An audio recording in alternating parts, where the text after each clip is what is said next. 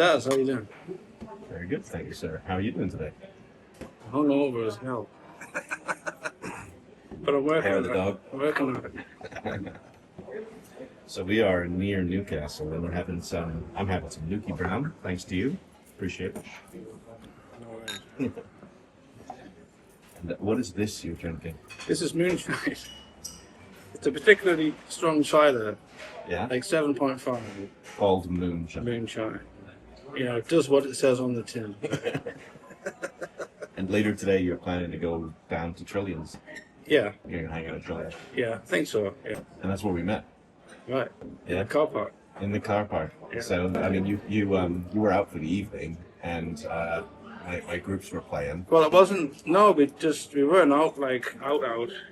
You know, because when I go out, it's like a 2-day affair. You know. Okay. So you So were just out. We'd You weren't specifically out. come to see you because I thought Motorhead band, right? Go and see them. And then we were all leaving the venue and came around the corner, and you were hanging out there, and you happened to be near my van. Well, I was taking a piss and having a cigarette. Yeah. It's like, oh, look at the guy from the band. You know. And we had a great chat. I really appreciated We it. did. It was good. I think I complimented on you on that lovely hat. That's Right. really good. Yeah. You said that you keep the sides up with wire. Is that It your has, correct? it has wiring. Lemmy's looked a bit more like that.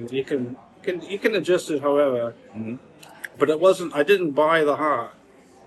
Like, you know, as a Motorhead hat. Finished. Yeah, you put it together. I put it together. So I bought the Death from Above, Mhm. and I made this actually, the concho. I didn't just buy one. I made it. I do have another one, which is more like yours actually. It doesn't have the wire in, so. Yeah. Kind of flaps. And down. I've got some more Motorhead pins on it. So, Mhm.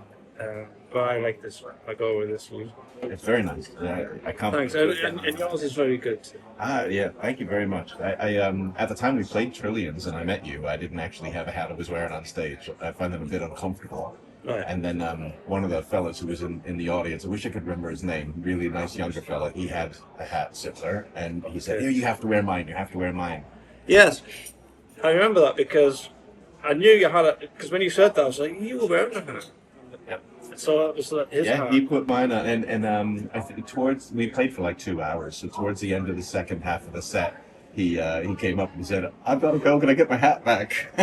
So I think for the last 3 songs I See, I would have just given back. it to you. I'll make another one. Very amusing. I That's loved pretty it. good. And you are a musician as well. No, I'm a drummer. Good answer. Well, you know, I see people writing songs and shit, and like playing the guitar. I started out playing guitar actually when I was a kid, and I got to like my grade 1, and it just wasn't coming together for me. I remember being at school. You know, I sat down with a drum kit, and just straight away, I'm just rocking with it. You know, I was like, screw all those years of how to learn how to play guitar. Just be a drummer, you know. Just your drummer. And keep the heartbeat of the band going and keep the song actually. Well, that's what I try to do. I don't try to be too flashy. I just try to, if someone's going to take the time to write a song, just try to make it sound as good as possible. You know, and that, it's not about me. It's about making the song sound better. I think every drummer should think along those lines. And you're currently in a band, but as I recall, you say you're also looking for other, additional opportunities. Well, always, but yeah, I mean, the current one, Burn the Skies, write that down, it was a long time getting off the ground because everyone had a lot of shit going on. We had a string of gigs a few months ago, you know, but things get in the way and then you don't rehearse, because we generally rehearse every other week. So, and I'll go to Durham to do that. When we cover, we do Zeppelin and Purple and Black Sabbath. We don't do any Motorheads. Tell me about the bands you were in previously. Okay, so first one was a band, I think I was about 15, so we were 95, mid-90s sort of thing. It was called Apocryphy, which no one could ever get. The name was just like, how do you spell that? What is that? But this is pre-internet. Okay. So you have to, I think internet was around, but it wasn't in every household like that. And it was, you know, we would do like Battle of the Bands at high school and stuff. And, it just ended up, we just did Guns N' Roses, Metallica, and Nirvana covers. That's what we were doing. Because Kurt had just died, and, you know. So, but bearing in mind, we're like 15, 16 years old, but we found we could play Metallica really fucking well. You know. So it just became like a Metallica tribute band. It was like Apocryphy, but like, you know, the big E and the big Y, like Metallica did and all that shit. But we made it slightly different. And we tried to write music.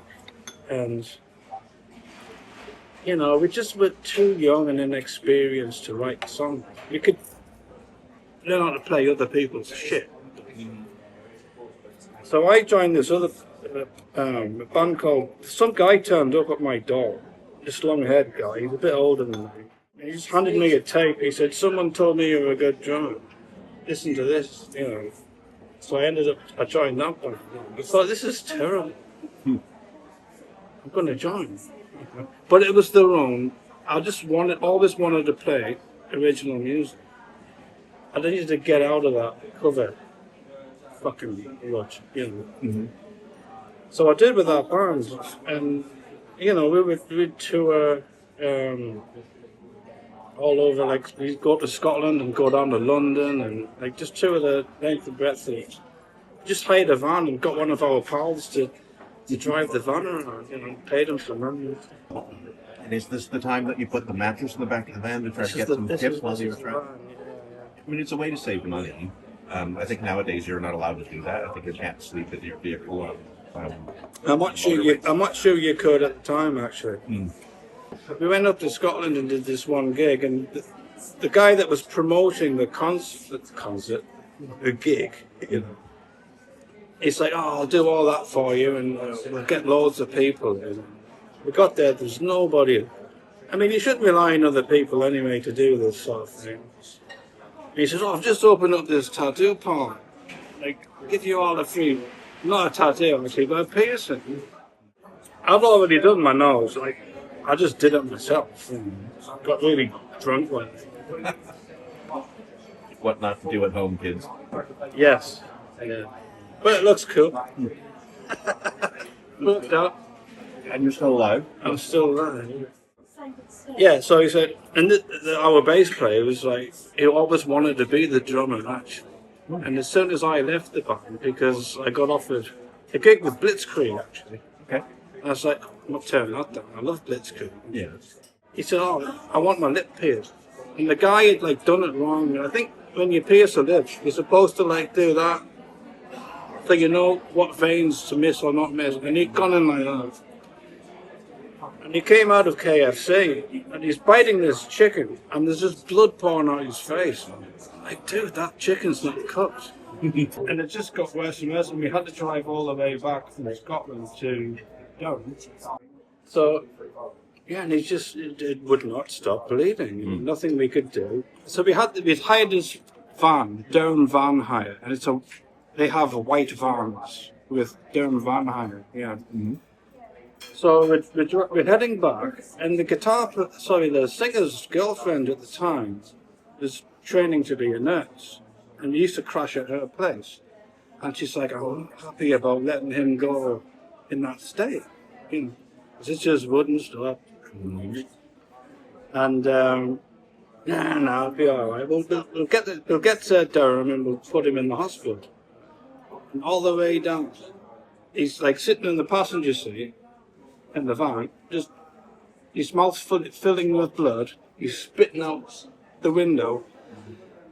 So now the whole van is just covered in blood down the side of it. I'm like, the cops are gonna stop us for sure. You know, like, Changing the color of the van as you go, right? right, yeah. So we stopped at a service station, and he's starting to like get a bit. He's going unconscious a bit. He's like a bit floppy. He's like, get him in the back on the mattress. And we went in. We bought some tampons and some gaffer tape, and we put the tampons in his mouth to absorb the blood, and just like did that, you know. Just so they could look, and then cleaned off the side of the van to look less inconspicuous. That's incredible. And then we got there, and we got to Durham eventually. It's like a 3-hour drive or something, from, I think we were Glasgow, I think. We'd done Glasgow, Edinburgh, and he fainted by this point. He just passed out. So you left him bleeding out for 3 hours. Well, we were driving to the hospital. I don't know, we were very young, So anyway, he was adamant that he just wanted to go home and sleep it off, because like true rock and roll. Mm-hmm. No. And he'd lost so much blood. So we took him to, it used to be called Dryburn Hospital at the time. It's now called the University Hospital in Down. And he ended up having to have like 4 stitches, I think, just to like, and suited, Mm-hmm. But then trying to clean the van out after, because we had to clean it out before we gave it back to the hire place. And we had a mop, literally sweeping blood out of the side of the door like that. Incredible. So Incredible that he lived. don't always fucking get paid with money. And if Lesson learned. And if your bandmate is bleeding, go straight to the A&E, not for No, not 3-hour drive. But it was particular which hospital you wanted to go to. So. It's like you're not in a position to be picky, man. This is it.